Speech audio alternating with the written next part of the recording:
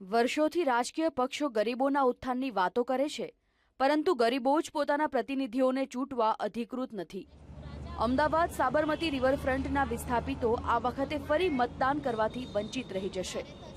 અગાઉ ઝૂંપડપટ્ટીઓના વિસ્થાપિતોને પીરાણા પાસેના ગણેશનગરમાં પુનઃ સ્થાપિત કરાયા છતાં પણ ચૂંટણી કાર્ડનું સરનામું રિવરફ્રન્ટના નામે છે.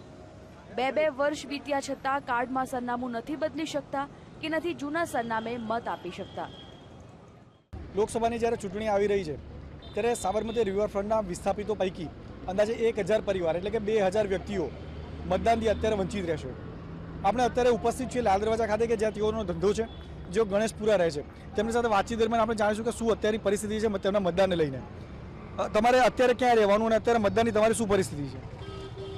अभी तो हमें फिलहाल तो गणेशपुरा रहते हैं, लेकिन वोटिंग कार्ड हमारे पास है, लेकिन वोट नहीं डाल सकते. सब हमारे लिस्ट में से नाम उड़ा दिए सब. क्यों उड़ा दिए, क्यों नहीं डाल सकते मतदान? पहले हम वहाँ पे रिवरफ्रंट नदी में रहते थे, इसके लिए कि बोलते हैं कि अभी हम कुछ नहीं कर सकते हैं, वोटिंग कार्ड है लेकिन तुम वोट नहीं डाल सकते. हम सभी जगह गए, नायब कलेक्टर साहब से मिले, फिर बाद में भीमजीपुरा गए, सोलंकी साहब से मिले, सबको मिल के आए, फिर भी हमारा कुछ काम नहीं.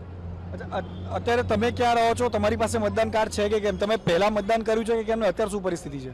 અત્યારે સાહેબ પહેલાં જે અમે વિક્ટોરિયા નદીના ગુજરી બજારમાં રહેતા હતા ત્યારે અમે વોટિંગ કરી શકતા હતા. બાકી હવે જો અમે ગણેશપુરા ગયા છીએ ત્યાં હાલની પરિસ્થિતિ એવી છે કે ત્યાં અમારું ત્યાંનું વોટિંગ કાર્ડ આવ્યું નથી.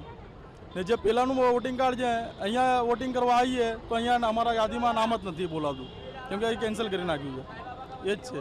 બીજી અમે બધી રીતે પ્રોસિજર કરી છે, જે રીતે કલેક્ટર ઓફિસ બી ગયા કે ત્યાં બી કોઈ બાકાત બોલે તમારા વોટિંગ કાર્ડ ત્યાં આવશે, બાકી હજુ સુધી નહીં આવ્યા.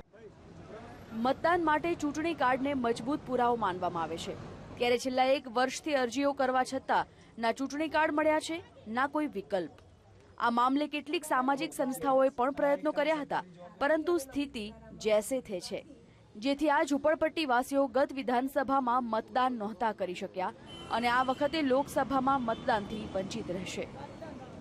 સાબરમતી વિકાસ યોજનાથી રિહેબિલિટેશન કરવામાં આવેલા જે ફેમિલીઝ છે એ છેલ્લી વિધાનસભાની ચૂંટણીમાં લગભગ 750 પરિવાર મતદાન આપી શક્યા નહોતા, કારણ કે એમની પાસે જે ચૂંટણી કાર્ડ હતું ત્યાં એ લોકો રહેતા નહોતા અને જ્યાં રહે છે એનું ચૂંટણી કાર્ડ બન્યું નથી અને એ બનવાની પ્રક્રિયા થઈ નથી.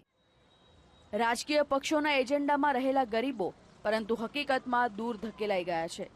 ગરીબોને પાસે ચૂંટણી કાર્ડ પણ નથી. એક સમયે સાબરમતી નદીના પટ પર ગરીબોને રાજકીય પક્ષો હાથ પર રાખતા હતા, પરંતુ હાલની સ્થિતિમાં આ ગરીબોને કોઈ પૂછતુંય નથી. કેમેરામેન અજય પટેલ સાથે પ્રણવ શાહ, VTV, અમદાવાદ.